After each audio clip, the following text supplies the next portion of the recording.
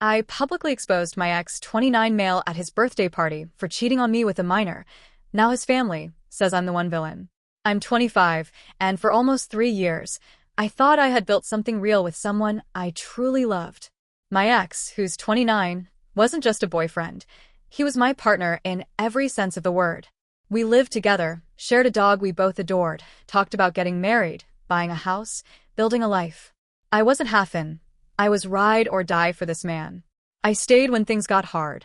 Through his battles with depression, losing jobs, and navigating tense family dynamics, I stood by him. I encouraged him, cooked meals, worked overtime when he couldn't. I gave him everything. My heart, my loyalty, my time, my future. And still, it wasn't enough. A few weeks ago, something shifted. I couldn't explain it at first, just this quiet, gnawing unease. You know when your body just knows before your mind catches up? That was me. He started pulling away. He wasn't cruel, but he was cold, distant. The kind of silence where every little thing feels off. He was always on his phone, and he started guarding it like it contained government secrets.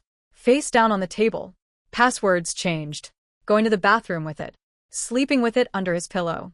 We'd never been like that before. I wasn't trying to be paranoid. I told myself maybe he was just going through something again. Maybe it was work stress or his anxiety creeping back up. But deep down, I knew better. I just didn't want to admit it. Then one night, while he was in the shower, he left his phone on the bed. It buzzed. A message popped up from someone saved as M. I didn't recognize the name, but something in me knew I needed to look. I wish I hadn't. I really wish I hadn't. It wasn't just flirting. It wasn't even just cheating. It was months of explicit messages, text after text of intimate, graphic conversations. Photos. Videos. Him calling her beautiful, sexy. Telling her he loved her.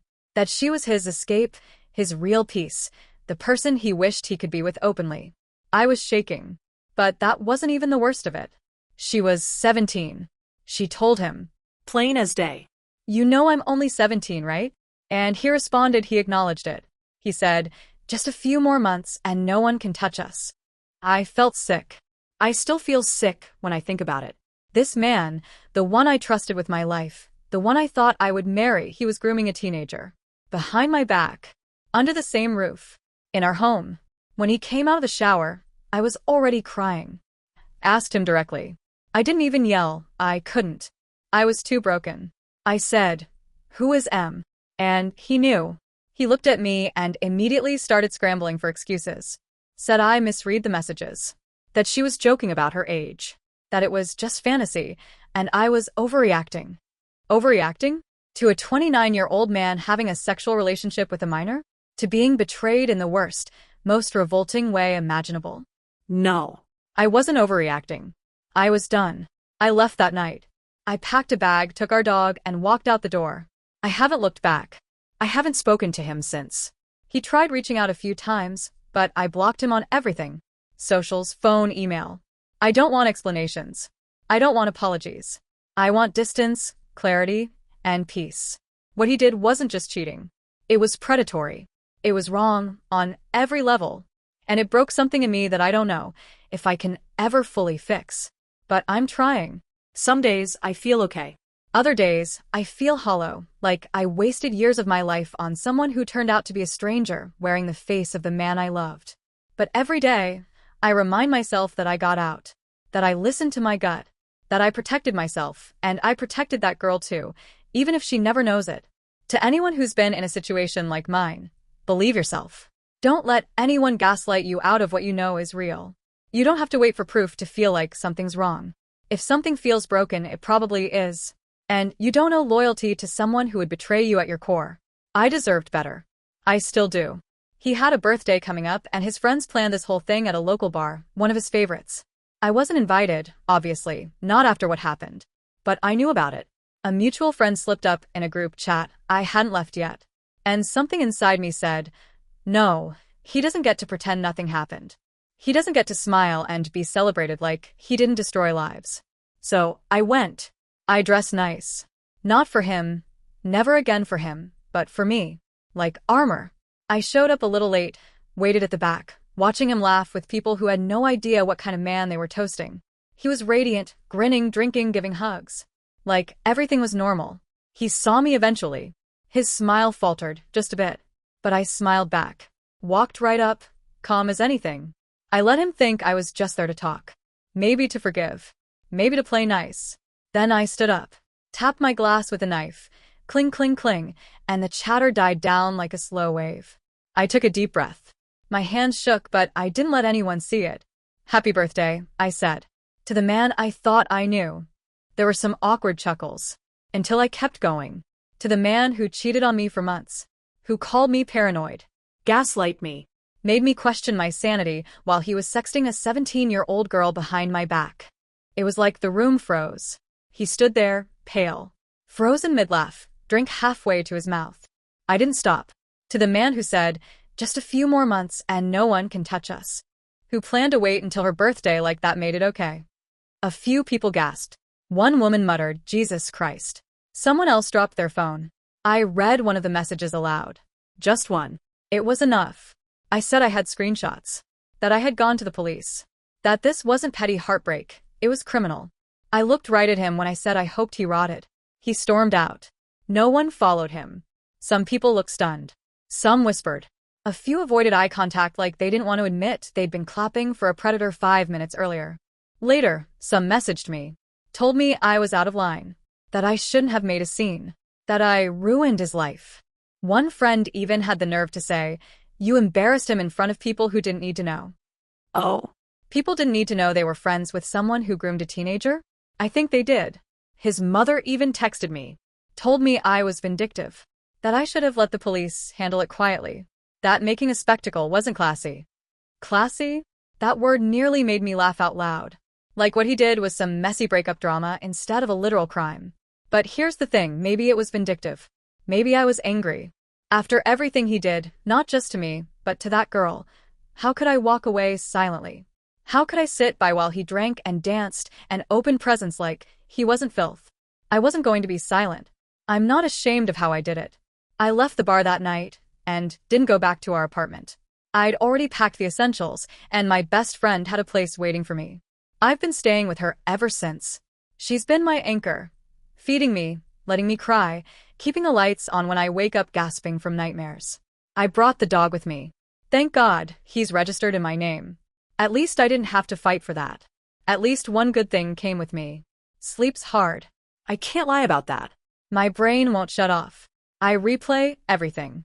The betrayal, the messages, the night he swore, I was imagining things. It loops like a film reel, I can't eject. But I'm safe. And I'm not staying quiet anymore. I went to the police. I gathered the evidence, messages, photos, dates, screenshots, and my timeline. I sat in a gray room across from a detective and walked them through it all. I was calm. I didn't cry. Not because I wasn't hurting, but because I needed them to believe me. I needed to make it real. They did. The detective confirmed what I feared but already knew. What he did was criminal. Sending explicit content to a minor. Soliciting a relationship with someone underage. Grooming. It's being investigated now. I don't know how long it'll take, but it's in motion. And no matter what anyone says, I don't regret what I did at that bar. Because he made a choice. I just exposed it. Let the consequences speak louder than my silence ever could. After I shared what happened at the bar, a lot of people messaged me asking one thing over and over again. Did you contact the girl's mother? Yes. I did. And it was one of the hardest, most important things I've ever done. I found her mother through the girl's Instagram. Her profile wasn't private, and after some careful scrolling and a bit of heartbreak, I found her tagged in a post. I hesitated for a long time before messaging her. How do you even begin a conversation like that? But I knew I had to. I sent her a message, calm and direct. I told her I had information about her daughter and a man nearly twice her age who had been sending her explicit messages. I didn't want to scare her, but I didn't sugarcoat it either. She read it the same day. She was horrified, heartbroken, and incredibly, profoundly grateful that I said something. From what she told me, her daughter had been hiding everything. Deleting texts, locking her phone, making up stories to cover gaps in her time. She'd had suspicions but no proof. Just a mother's gut instinct which, like mine, had been screaming that something wasn't right. I forwarded her everything. Every screenshot. Every photo. Every sickening message he sent. Every reply she gave. every disgusting line he used to groom her.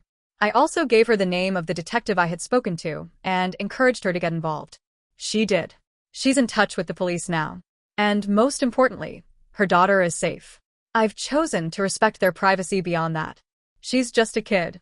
A child who is being manipulated and taken advantage of by someone who should have known better. I don't blame her. I never will. She didn't deserve any of this. She's not responsible for what he did. As for him, he's unraveling. Fast. He's been telling anyone who'll listen that I framed him, that I faked the messages and hacked his phone. He's accused me of being jealous of a younger woman, which, frankly, is one of the most disgusting things I've ever heard. He's not denying that the messages exist, he's just spinning stories now, trying to turn himself into the victim. He's tried calling me. From burner numbers. From random accounts. I don't answer. I block every one of them. I'm documenting all of it. The police advised me to keep records of every single contact attempt. Every text, every call, every time he tries to reach out. And I am. And if that wasn't enough, his mother messaged me again. This time, she didn't scold me. She didn't pretend to be angry. Instead, she pleaded. She begged me not to destroy his life over a mistake. That word, mistake, I keep replaying it in my head like a bad echo. What he did was not a mistake. A mistake is spilling coffee or getting a date wrong. Grooming a minor? That's a choice. A pattern. A crime. I didn't respond to her. I didn't owe her anything. If she wanted to protect him, she should have raised him better. Or, at the very least, held him accountable when he got caught. Not guilt the woman he lied to and betrayed. Emotionally, I'm still unraveling. I wish I could say I feel empowered all the time, but the truth is, this broke something in me. It's not just about the cheating or the betrayal. It's about who he chose to be when no one was watching. It's the realization that I loved someone who was capable of that kind of evil, who looked me in the eye every day while destroying the very foundation of trust beneath us. I've started therapy. It's new and scary, but I know I need it. There's a lot to unpack, not just the relationship, but the way I ignored my own instincts, the way I minimized my discomfort for the sake of keeping the peace. I'm learning not to do that anymore. But even on my worst days, I'm proud I didn't stay quiet. I'm proud I stood up. At the party. To the police. To her mother. To the people who told me to be silent, to protect his reputation, to walk away without causing a scene. Because predators thrive in silence. And I won't be part of that. So to those of you who supported me, who told me I wasn't overreacting, who reminded me I had every right to feel shattered and furious, thank you. Your words helped anchor me when I felt like I was drowning. You helped me believe myself again. And I can't even begin to express how much that meant. I don't know what will happen next. Maybe there'll be charges. Maybe there won't. But I've done everything I can. And for the first time in weeks, I'm starting to feel a little less powerless. I'm healing. Slowly. But I am.